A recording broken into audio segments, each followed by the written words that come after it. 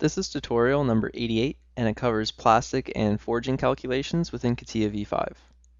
To start off, open up tutorial part number 87, which is located on the DVD.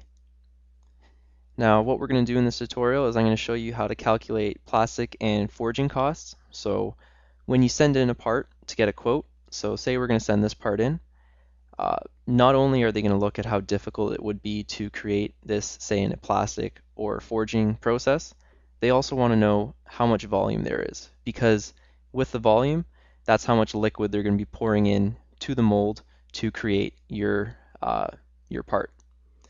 So to do this, we're going to have to use the measure item. So let's click it, and we're going to have to do the opposite of what we did in the last tutorial to calculate the coating and plating. So we're going to have to click customize and make sure that you have volume selected and take away the area. Click OK. Now select the entire part, and it's going to tell you how much volume the entire part takes up.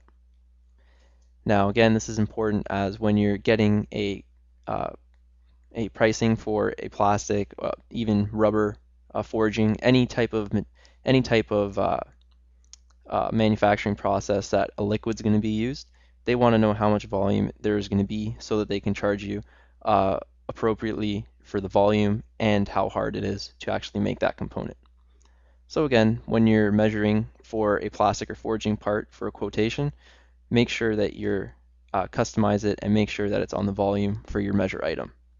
So you're able to measure it and you're able to give that volume to whoever it is you're getting your quote from to get a quote for your part to be made either as a plastic, a rubber, or a forging.